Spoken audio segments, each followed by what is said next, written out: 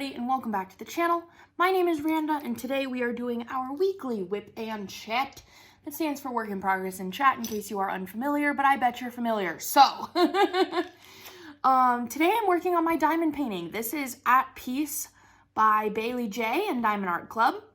Yeah, I'm on the second row. I got a long way to go.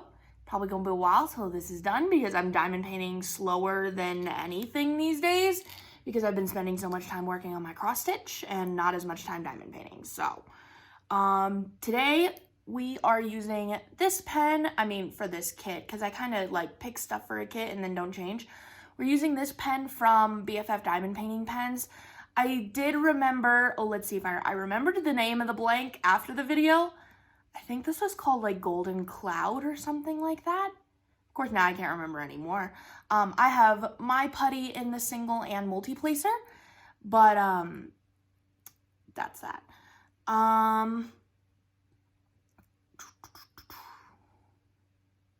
Yeah, BFF Diamond Painting Pens, that's that. This is my little trash drill cover minder from Erica's Little Creations, and then I have my Muni Made tray. That's it. I'm sorry if the camera is kind of shaking. Maybe that'll help it not shake anymore. Yeah, that's it. So we're going to be working on the diamond painting today. It is Monday morning. It's a little bit later in the Monday morning than I usually film because I just woke up. I woke up at like 10:30, which is bizarre for me. I never wake up that late anymore. I'm usually up by like 8 o'clock, 9 o'clock at the latest. So to sleep until 10:30 was completely weird for me. I must just be like really tired or not have gotten enough sleep or something because that is not a time I usually sleep to. But it's about 11 o'clock right now in the morning. I need to get busy working on restock for today because it is restock day. So I need to do restock of some putties. Some putties, of all the putties. And yeah. So, trying to think if there's anything else I wanted to tell you before we get started. I think that's it. Diamond painting. It's Monday. Welcome, friends. Welcome to all to the mania that is this video. First of all, okay, take a minute from whatever you're doing, okay? If you're driving, maybe not because be careful, but take a look at the screen for a minute.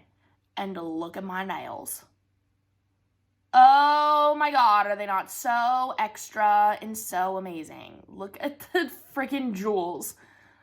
Yeah, I'm obsessed with these.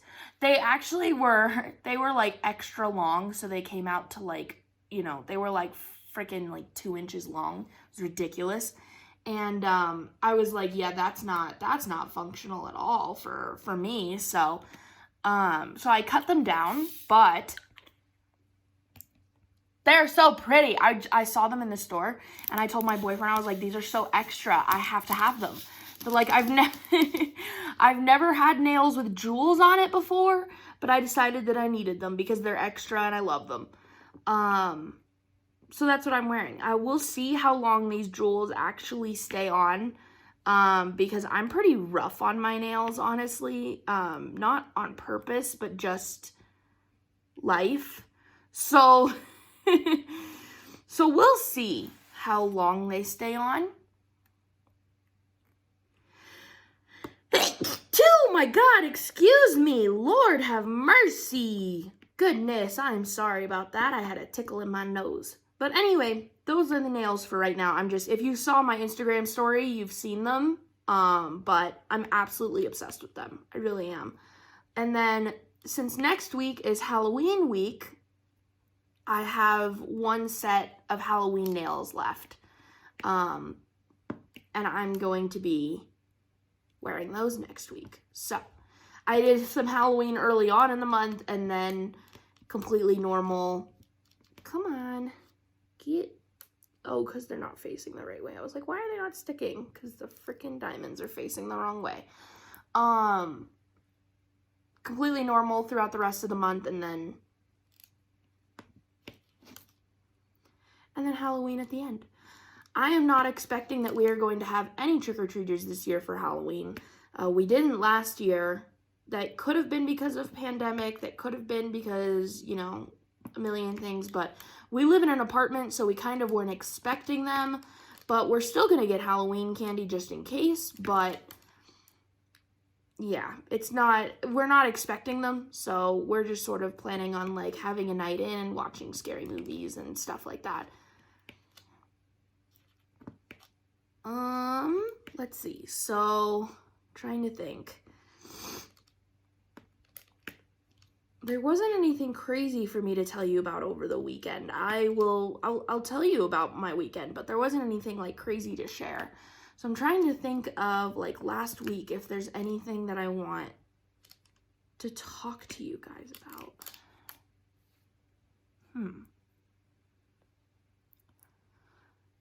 I don't know.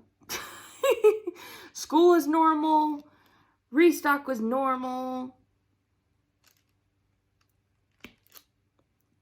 Therapy was normal. Yeah, I did like my first intense like EMDR session, because she goes back and forth between doing actual EMDR sessions and then just like talk therapy. And so we did like an actual EMDR session. One of the things that I struggle with a lot is like self-esteem. And so, and it ties back to a traumatic incident that happened in my life. And so we are focusing around that right now.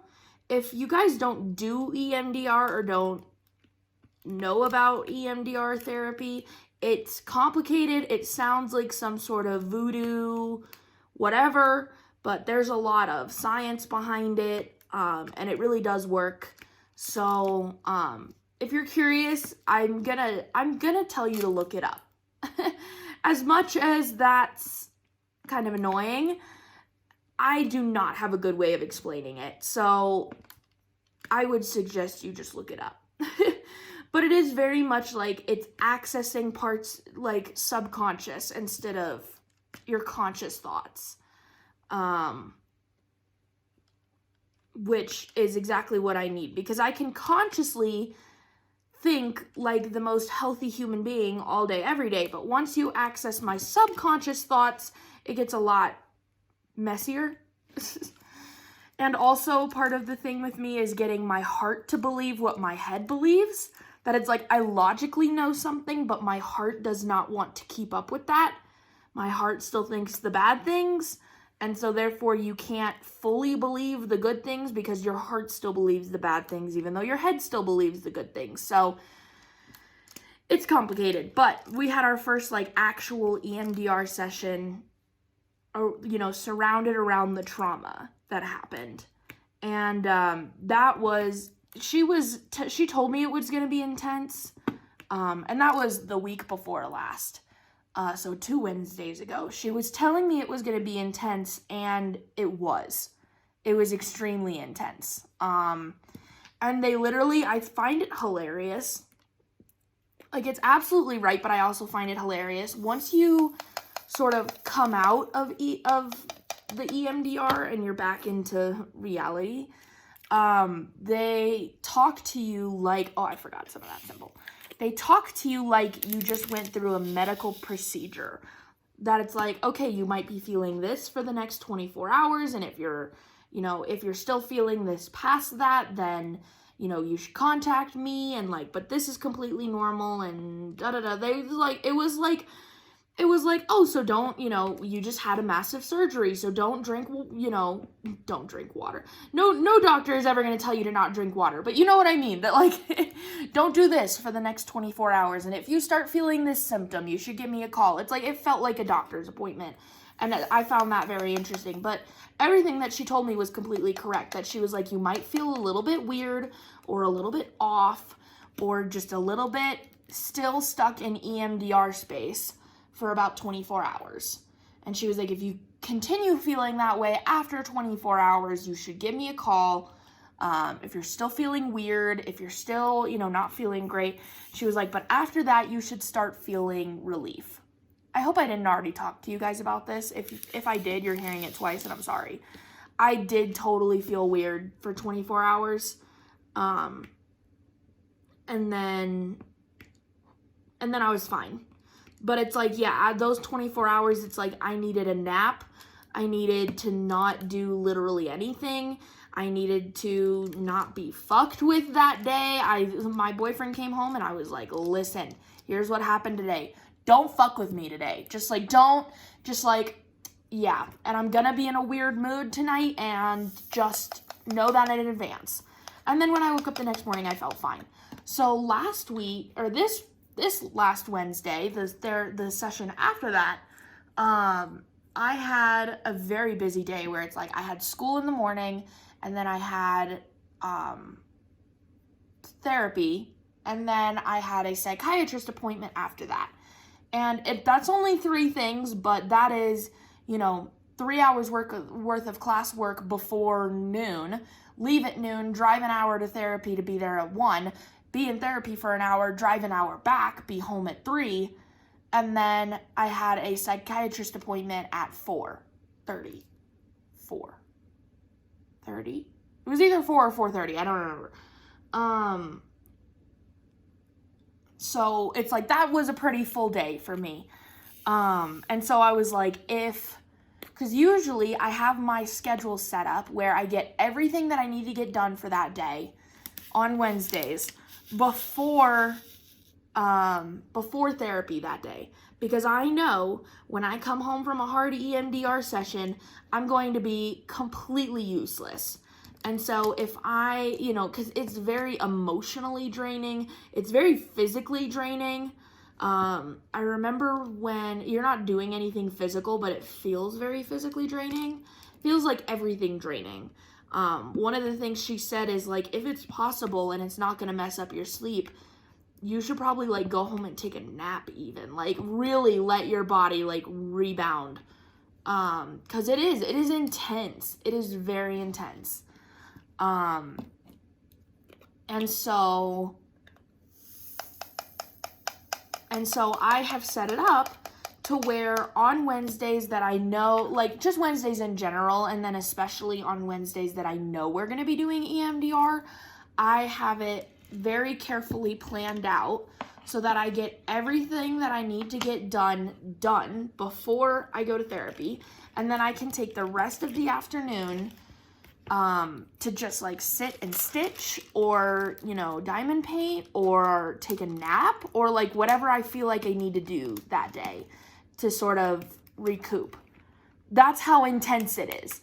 That it's like, no, I need the whole rest of the day to like not. And so that's how I usually have it planned. But because I had a psychiatrist appointment that afternoon and it was a psychiatrist appointment that I had planned like 3 months ago. And so I didn't know that EMDR was going to be like that at that point, and probably hadn't even started EMDR at that point. No, I had, but we hadn't gotten intense about it. So yeah, it was, yeah.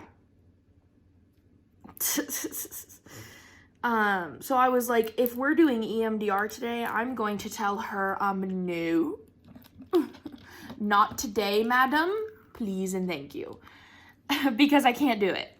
So, but I told my mom that, and she was like, oh, I'm pretty sure if I remember when we were talking to her originally that it's like they do a session of EMDR, and then the next week, aka the next session, you spend that session talking about like what had happened and sort of like decompressing from that, sort of like evaluating what had happened. And so I was like, okay, well then that's perfect. But I'll tell you what, I'm not doing another EMDR session today. And but thankfully my therapist, she told me at the beginning of EMDR, it's like you do really need to be in the proper headspace for EMDR to be effective. So it's like you need to be in a pretty good mindset to begin, otherwise it's not going to work as well.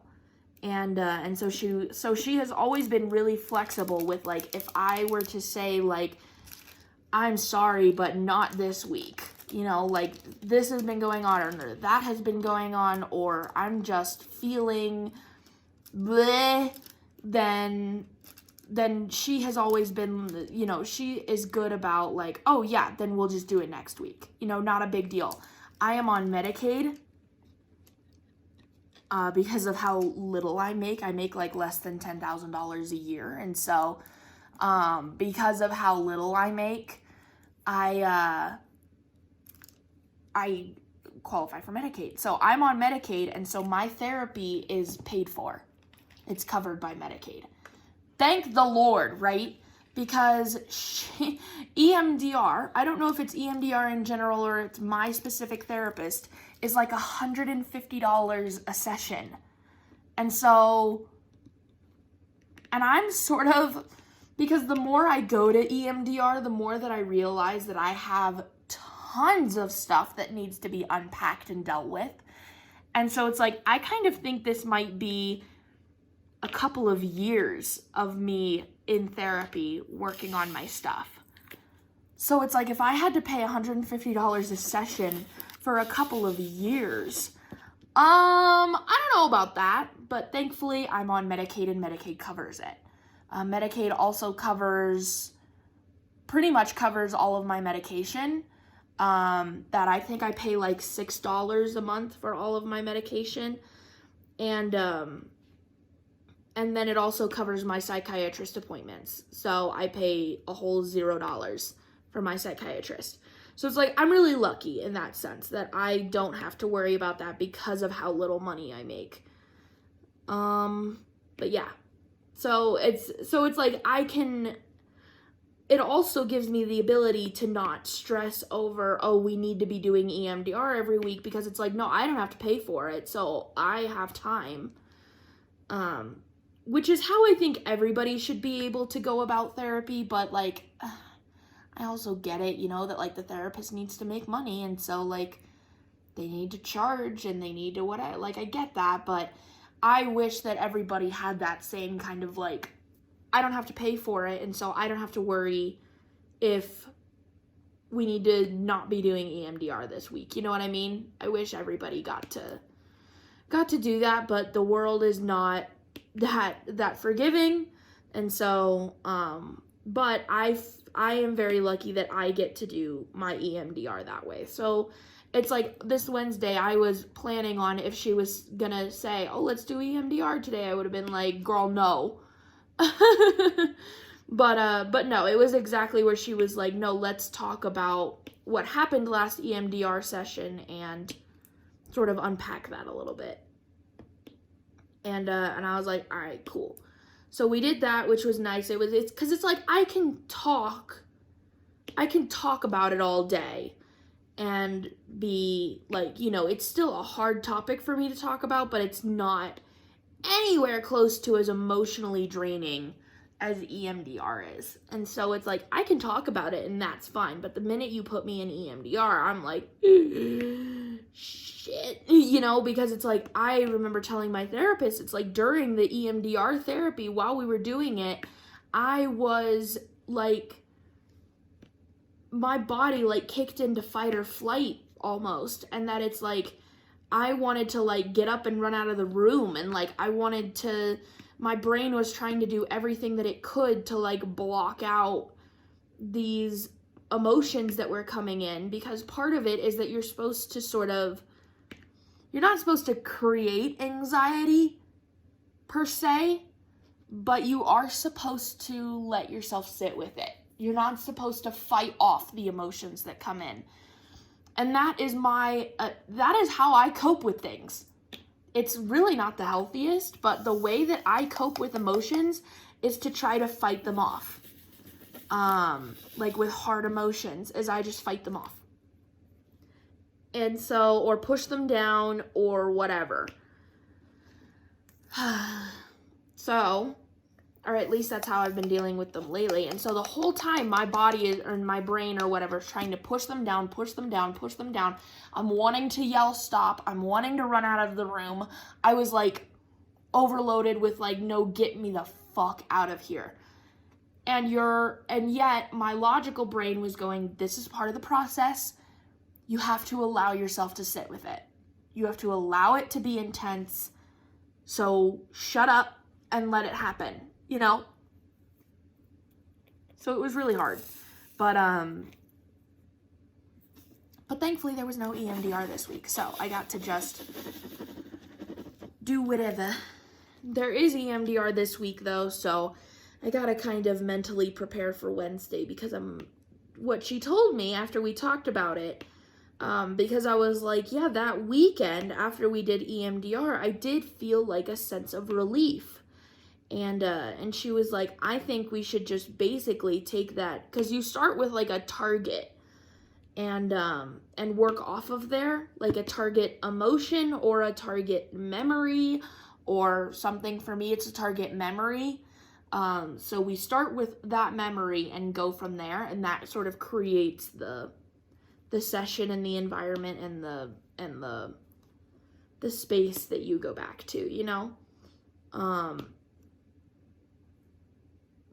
And so she was like, I think we should just start with that target again and basically do the EMDR session all over again, because it seemed very helpful, and yet it's not completely done. That, like, she talked about intensity of the emotions I was feeling. And I was like, well, at the time of doing EMDR, the intensity was probably like an 8 or a 9, like heavily intense. And right now, the intensity that, like, you know, a week later, the intensity of the motion is probably like a 5 or a 6.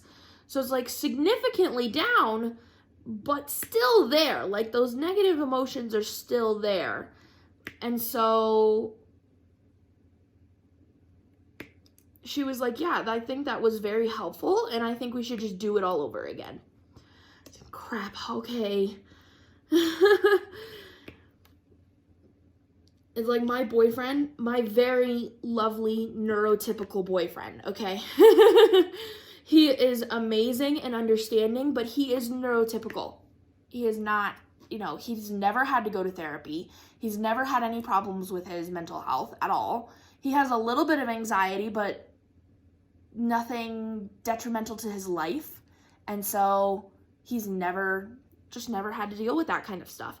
He is still very understanding and very supportive of mine, but sometimes he has those moments where it's like, oh yeah, you're very neurotypical. Like when I first started talking about EMDR and like, oh my God, it's so hard. He was like, well, then why do you want to continue going? And I was like, well, because it's going to be helpful in the long run. That it's like it's hard right now, but it's going to be beneficial. And he was like, how is it beneficial if it's hard right now? Or it's like, how is creating anxiety beneficial for getting rid of said anxiety? I don't get that. That it's like, I was just like, no, it gets worse before it gets better type of thing. And then he was like, oh, okay. But he was like, his initial reaction was, oh, this is very hard emotionally for you. Like, why are you going? It's like, well, because that's therapy. That it's like, therapy is hard, but it is a necessary hard in order to get the result.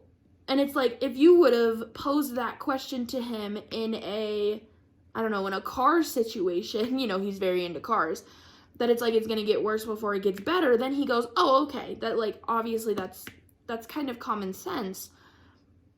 But when you put it in a mental health situation, he sits there and goes, well, if it's hard for you mentally, why are you doing it? That it's like, the goal is to not be any more mentally exhausted. So why are you putting yourself in a situation that's making you mentally exhausted? It's like, no, because this is the process. It's all part of the process. And then he was like, okay, cool. I just was like, oh, poor baby has never been to therapy. Then it's like, no, I've been going to therapy on and off since I was in high school. So, like early in high school. So it's like, I am very, you know, and I'll probably be going to therapy for a while. So it's like, I am very well versed in the idea of therapy. So it was funny though, because my therapist, like most therapists, don't like you to talk about, they don't really like to use the word normal. That they don't want you to talk about like talk about other people as normal and you as fucked up. You know what I mean? It's like that, but that is the language that I tend to use when it comes to, like, part of my mental health struggle, part of my depression has been that I lack the energy and the motivation to literally be able to go to work, go to school, do the things, live a normal life. That it's like I physically could not get up and go do those things. And so when I talk about, I just want to, why can't I get up and go to work like a normal person?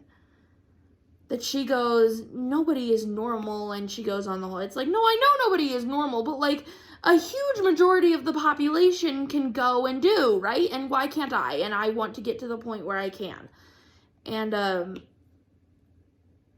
so instead, the words that I decided to, because I was like, I keep getting that same response every time I use the word normal. That's not what I'm not trying to say, oh, they're normal and I'm crazy. I'm just trying to describe my, like, end goal of where I want to be. And so it's like, okay, let me think of a new way to say this. So I started using the words neurotypical and neurodivergent, that I'm considered neurodivergent. I have mental health issues, anxiety, depression, eating disorders, the whole nine. And my boyfriend would be considered very neurotypical, that he does not really have any mental health problems, and it doesn't really impact his everyday life. He's never been to therapy. He's never been on any sort of medication for it, like that. Very neurotypical. And so I started saying that I wanted to, I was trying to get to the point of energy as neurotypical people do.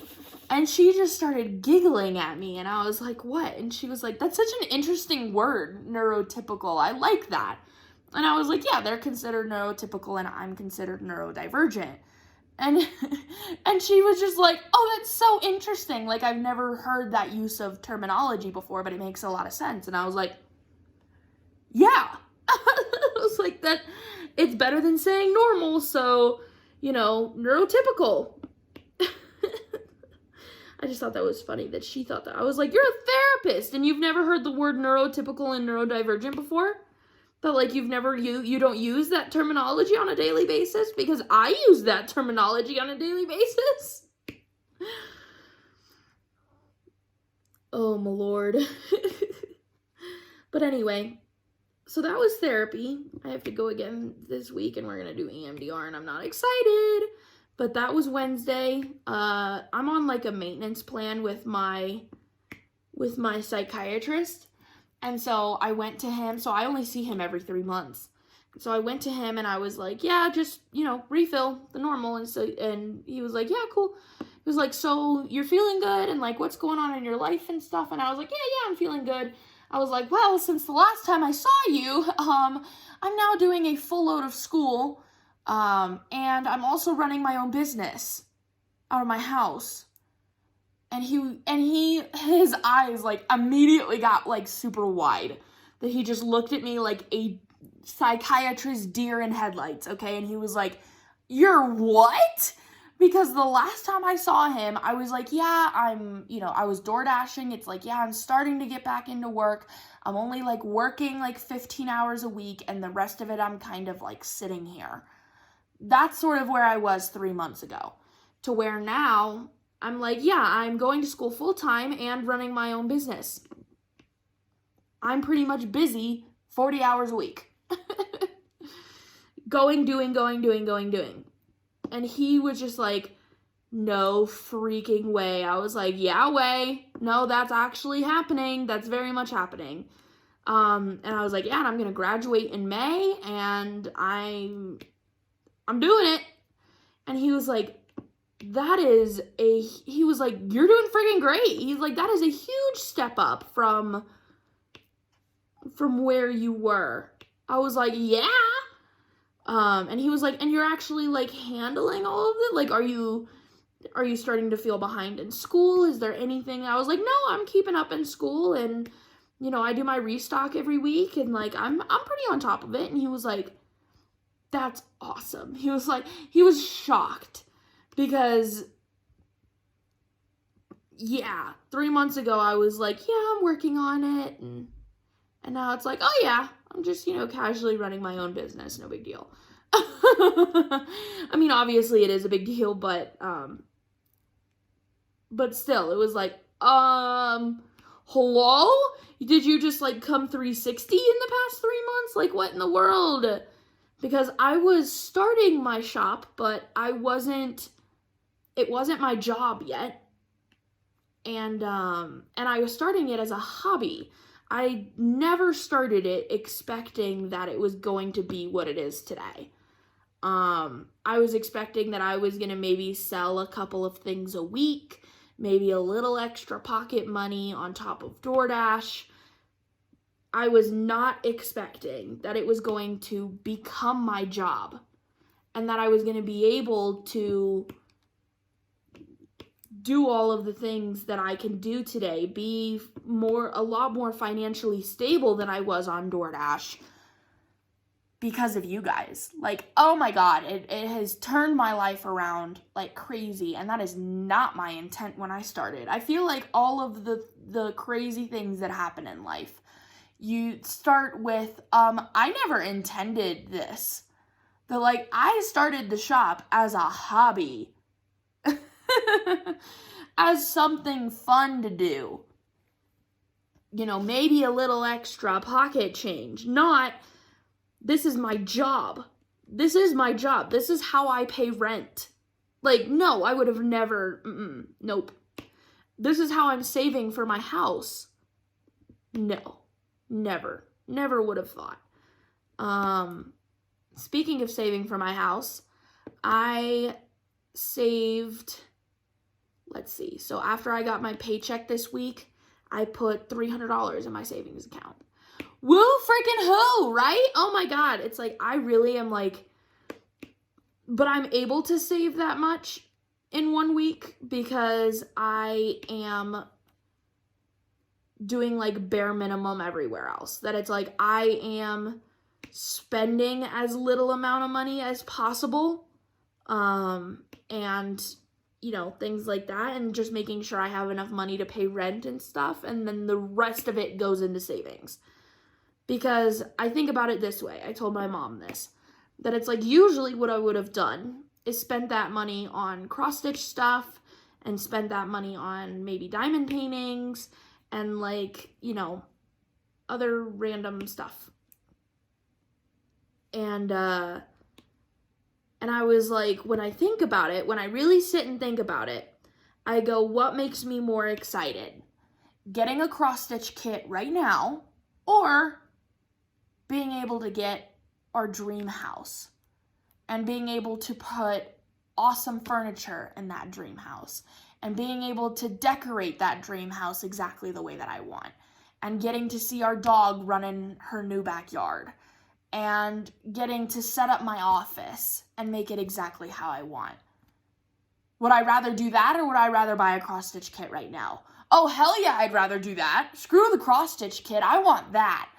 And that is that is my mindset when it comes to my saving, is that it's like, that I sit there and go, would I rather buy this thing, or have my dream house? And of course, I don't want to be ridiculous. I still give myself spending money. I still buy cross-stitch things, okay? I still whatever. But I take a majority of my money and put it in savings. That it's like, I'm not trying to like completely dry myself of all fun and spending, but a majority of my money goes towards savings. Also, because now that I own my own business, I am probably going to have to, this is probably going to be the first year since I'm self-employed that I'm going to have to actually pay to taxes instead of getting a tax refund like I have every year in the past. So also what my savings is going towards is paying taxes at the end of the year. I don't really know.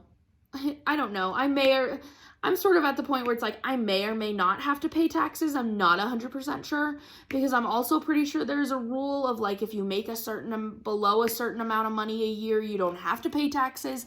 I make less than $10,000 a year. Okay. So do I really have to pay taxes when I make that little? I I don't know.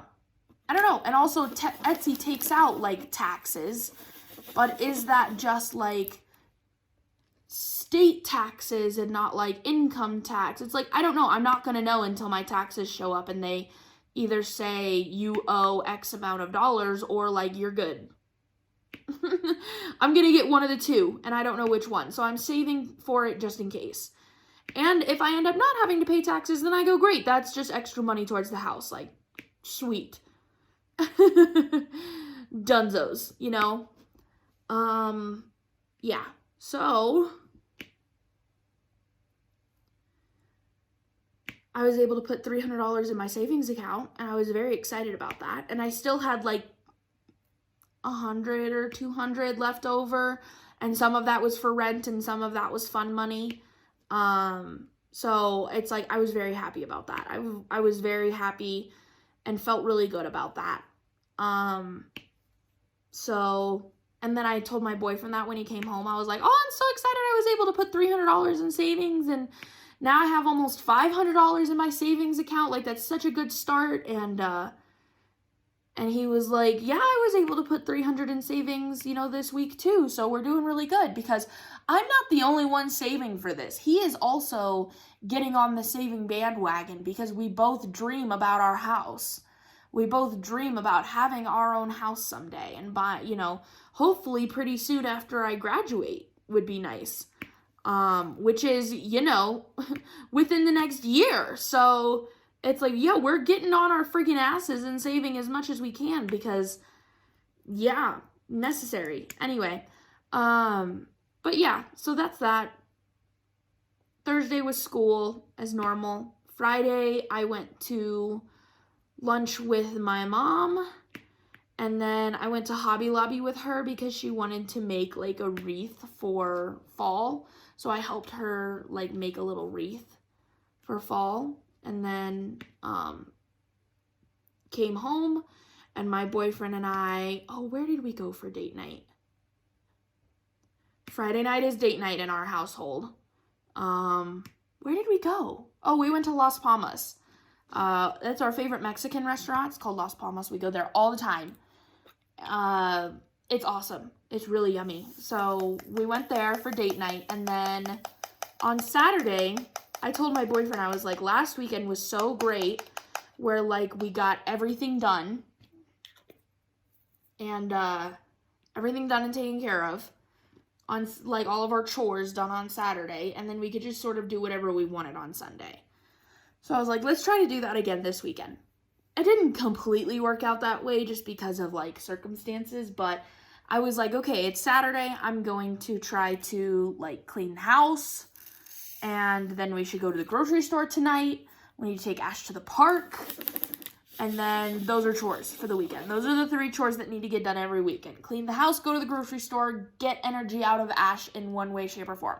Those are the chores. So I started cleaning the house, and like going along, everything was fine.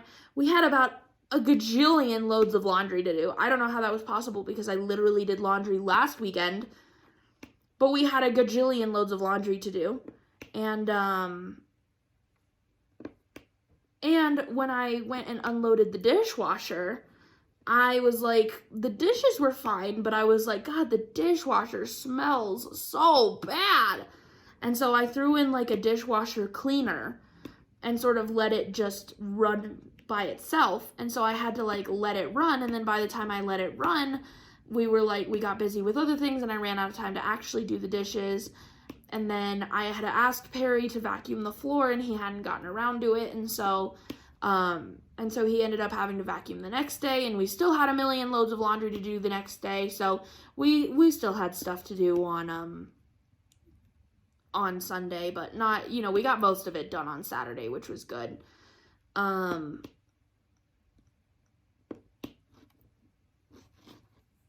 Trying to think. Yeah, so Saturday, that's kind of, and then we took Ash to just like a local park down the street. It was very much it was more of like a get shit done kind of day. It's like we went to Dunkin' for breakfast and we still had fun, but it was like, no, I need to clean the house. Perry needed to work on his car a little bit. We need to take Ash to the park. We need to go to the grocery store. Like, we had shit to do. So we went to the grocery store, which was good. I love it. I love having like a stocked house, like full of food. It just like makes my heart happy. And so I always get so happy when I hate going to the grocery store, but I love it when we get back and like the house is full of food and stuff. Oh, love that. So, so we did that. And then on Sunday, I had forgotten to take my pills on Saturday. I take an antidepressant and it's like I have chronic bladder infections. It's really awful. Like, instead of getting dehydrated, I get bladder infections. So like most people would get like a headache. Oh crap, I didn't drink enough water. I get bladder infections. And I've gone to, I see a urologist. Like, I've gone and done the stuff. There's nothing wrong with my anatomy. There's nothing, like, everything's fine. Their best. Wow, I just got a phone call and it stopped my video. That's great. Awesome. Frick. So, it's a good thing I was looking at it, or at the camera. I would have completely missed that. Anyway, I go to a urologist. There's nothing wrong with my anatomy. Like, it's just, so their best guess is that it's genetic. That they're pretty sure that it's just a genetic predisposition. Predisposition. I cannot say that mother effing word. Predisposition. That I just get bladder infections. And so for the past like year, I have been on a like really low dose of an antibiotic. And it helps prevent me from getting bladder infections. And there's a solid possibility I will be on that medication for the rest of my life. That like, it's just, but it doesn't cause any side effects, and it's not, I already take pills every day anyway, and so it's not a big deal. And it keeps me from getting bladder infections, so it's like totally worth it. Because bladder infections, if you've ever had a bladder infection, it's hell. It's absolute hell. So it's like waking, and I've had so many of them in my lifetime. God, hundreds of bladder infections in my lifetime. That like, I know exactly what it feels like. I know exactly when they're here, and it sucks. It's very uncomfortable, very painful, not fun. You feel like shit.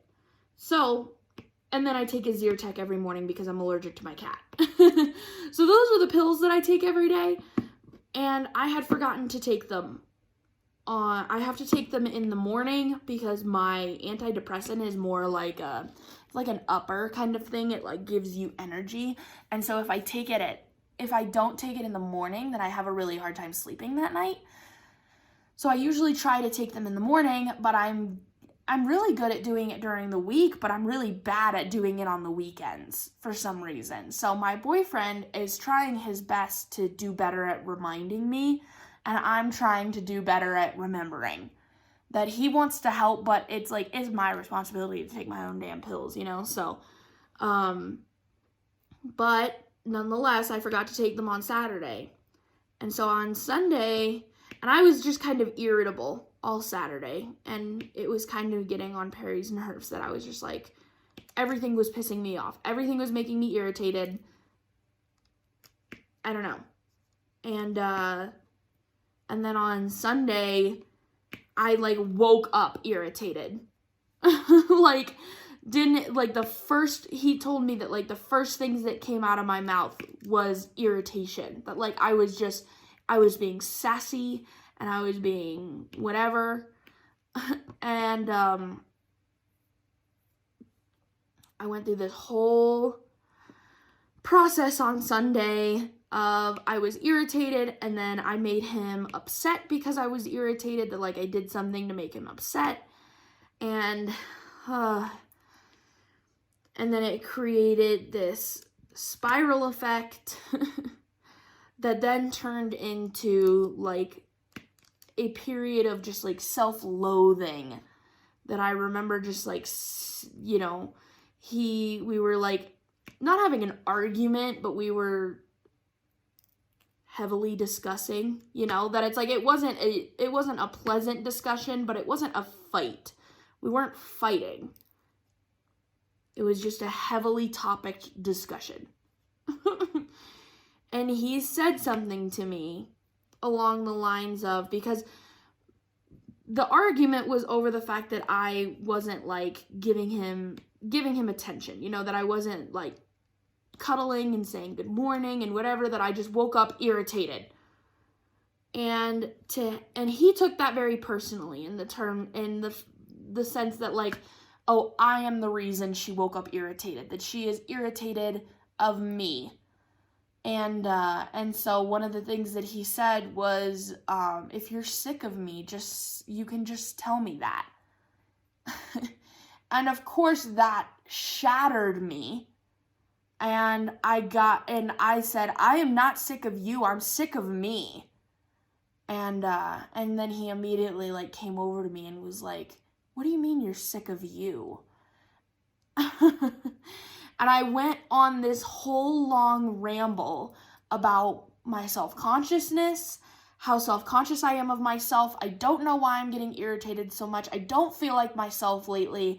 And of course, all of this ties back to the stuff I'm working on in EMDR. It's a very long, convoluted story, but it all ties back to that. So it's like, he knows I'm working on it in therapy, the whole 9, but like it's not completely done yet. And so I still feel very self-conscious, and I'm very hard on myself. And so yeah, I basically just went on this long rant of self-consciousness, and I don't deserve you, I don't deserve this, I don't deserve anything, I don't deserve anything good in this world, that I don't deserve it. That was the tirade of, you deserve better, I don't deserve you, I don't deserve anything. It was very sad, actually, looking back at it now, that it's like, it was really sad. And he was like, of course, he was like, oh my God, he was like, of course you deserve me, of course you deserve everything, of course you deserve all these good things in life. He was being really nice about it, but like, in a sense, it was like, what are you talking about? Like, of course you do. And at the end of that conversation, I said, I forgot to take my pills yesterday. And he was like, do you think that had anything to do with it? And I was like, probably. And he was like, I was like, I'm good at taking them during the week, but I suck at taking them on the weekends. And he was like, shit. He was like, I'm going to try harder to try to remind you on the weekends. Because, yeah, we went into a whole spiral that day. So it's like the morning started off rough, but the rest of the day was good. That Perry made us breakfast. He made us biscuits and gravy, which was delicious. And then, because this was like first thing in the morning, okay? Like that was how we started our day, which was interesting. But we got through it and everything was fine. And so I took my pills right after that conversation. And he made us breakfast. And then we sort of just like hung out for a little bit and did some of the cleaning stuff we needed to do. So we continued doing laundry. I did the dishes. Perry vacuumed. We just like did some of the things that we needed to do. And then we were like, let's go to the mountains today. So again, if you saw my story, you saw we were up in the mountains, in the Boulder area. And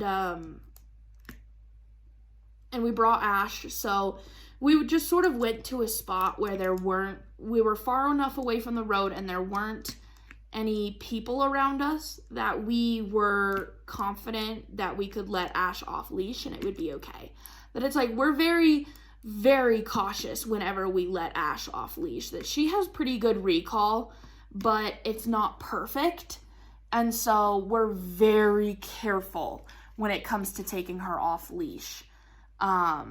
And so we made sure that it was a good situation to have her off leash. And it went great. So, she recalled every single time. She was really good. And she got some energy out, which was good. And then we got some mountain time, which was good.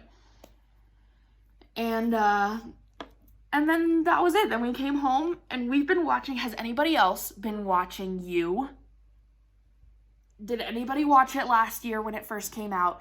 And has anybody else been waiting a year for the 3rd season and is now finally watching it?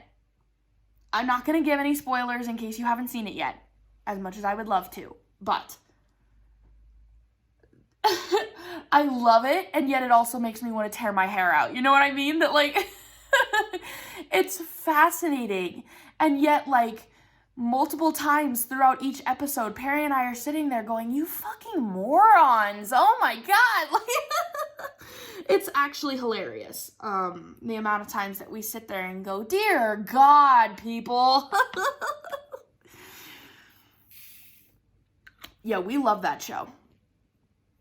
We also, I wanted to tell you about, we finished Schitt's Creek. I don't know if anybody else has ever watched Schitt's Creek. It's hilarious. It's a really good, like, lighthearted show. And there were 6 seasons of it. But we finished it in less than a week because they were all, like, 20-minute episodes.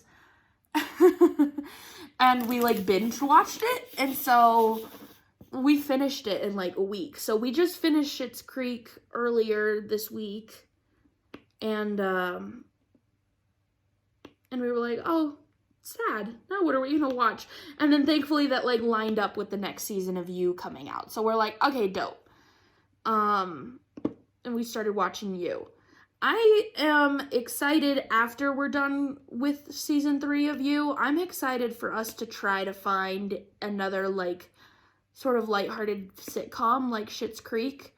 I really like those kinds of shows. I've noticed myself leaning towards more lighthearted shows than, say, something like I spend a lot of time watching, like, true crime stuff, and I have noticed myself doing that less and watching more lighthearted stuff because it just helps, I have a hard enough time keeping myself in, like, a really good and motivated mood all day, and watching happy things helps that, So what I've been watching lately is, I've been watching some FlossTube, but I'm mostly trying to find, like, shows to watch.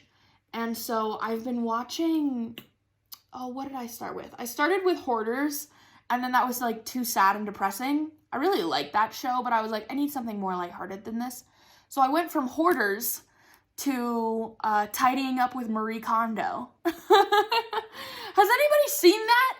It's awesome. I love it, and it makes me want to, like, binge this whole entire house, like, go through every nook and cranny and see if things spark joy and throw a bunch of shit away. And I tell Perry about this, and he's like, we don't have that much stuff. And I'm like, I know we don't have that much stuff, but, like, I still want to. I still want to. Because it's like there are some areas we could totally go through. Like, our laundry room has become a source of storage, and we could totally go through that. We have a little closet outside. We call it our outdoor storage because it's outdoors and it's a storage closet. And so it's like we could totally, that thing is pretty piled high. We could totally go through there and throw some stuff out. And our closet, like, it's our bedroom closet, like, that we have our clothes in, but it's in our bathroom. I don't know, the layout is weird of this apartment. Our bedroom closet is in our bathroom, but that is, like, our only storage inside the house. We have a coat closet right next to the door, and then we have a few shelves in our laundry room, but other than that, that closet is our only storage. Thankfully, it's a large walk-in closet, so it's not a big deal, but that thing is packed full, okay, of all sorts of crap. I am so excited for when we move to go through that closet and throw a bunch of shit out. Also, a lot of the stuff that's in that closet is, like, my craft supplies. And so when we move and I have a craft room / office, it will, that's where all of that will go. So it'll kind of solve itself, but it's still, I still need to go through there and throw some stuff out that I don't use anymore. Yeah, but so I binge watched all of that. And then Marie Kondo has a second season also on Netflix that's called Sparking Joy with Marie Kondo, I think. And I binge watched all of that as well.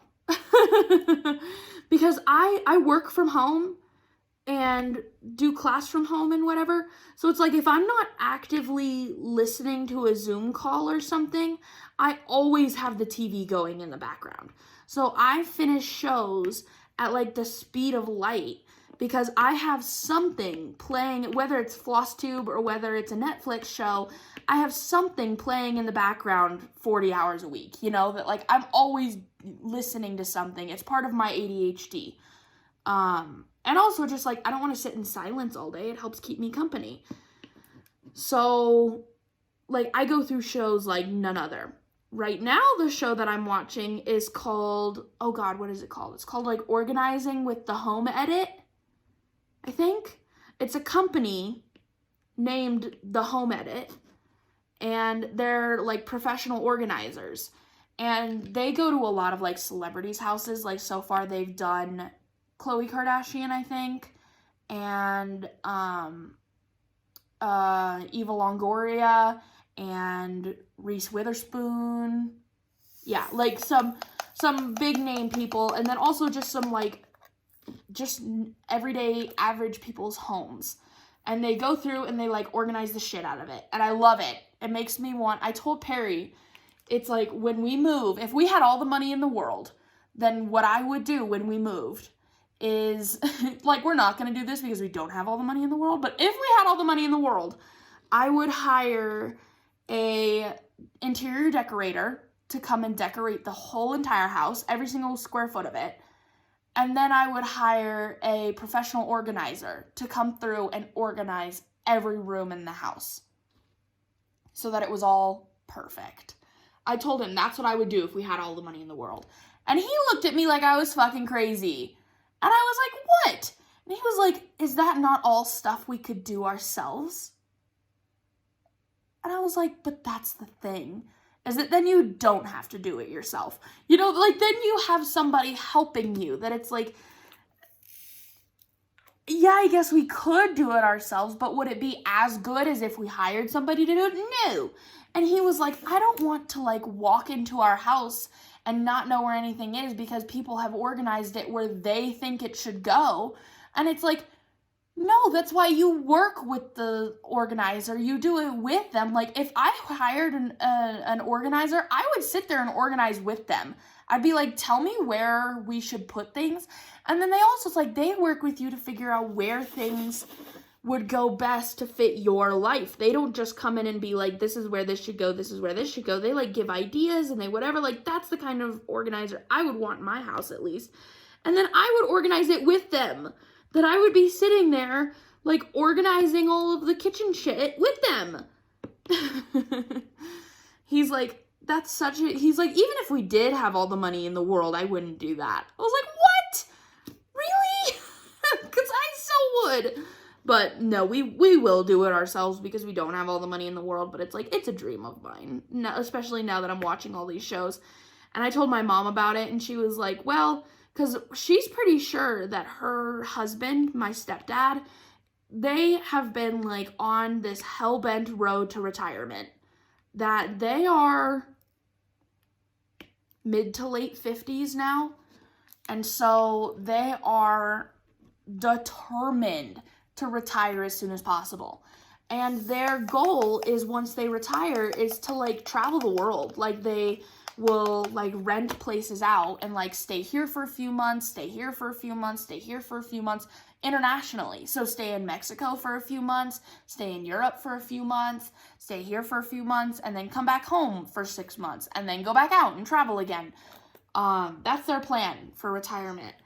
That sounds like hell to me, to be completely honest. I'm such a homebody that I would love to, and Perry and I agree on this because we've talked about it because my parents are so hellbound, that it's like, I would love to have like a really cool vacation once a year.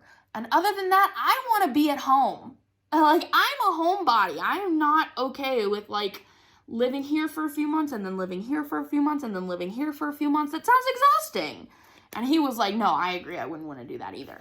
But that's what they're doing. And so their plan, they own a house here. They bought a house. They own it here in Thornton. They live like literally walking distance from my apartment. And their plan is to like Airbnb it out while they're gone, and then when they come home for their like 6 months or whatever, that they obviously live in their house, but they Airbnb it for the rest of the time. And so my mom was talking about, she's been thinking about some extra like interior decorating for when they Airbnb. And also I was talking to her about the Marie Kondo stuff, and she was like, yeah, I'm gonna need to do that before we retire and whatever. They're talking about retiring at the end of the year, or at the end of next year. Not the end of this year, the end of next year. And so she's like starting to think about this stuff. And I was like, listen, on like a Friday, because Friday is my least busy day of the week, I was like, on a Friday, like I'll come out there and I'll help you do that. Like, that sounds fun.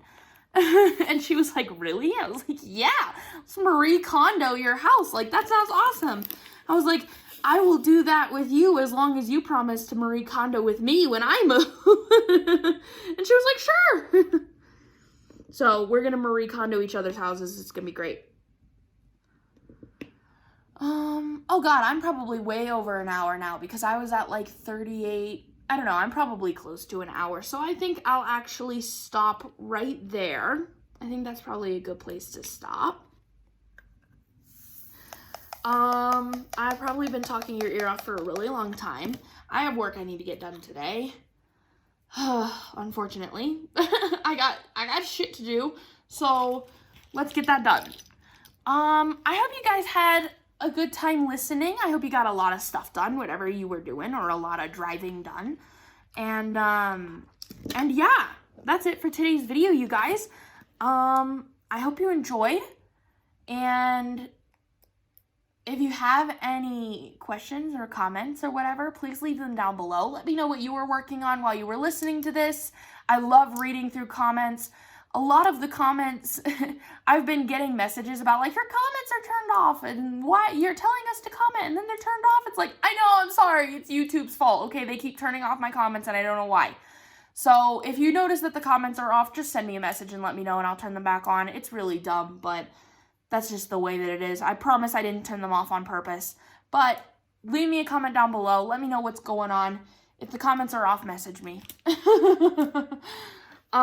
Yeah, that's it for today's video, you guys. I hope you have a great rest of your day and a great rest of your week. And I love you all. Bye!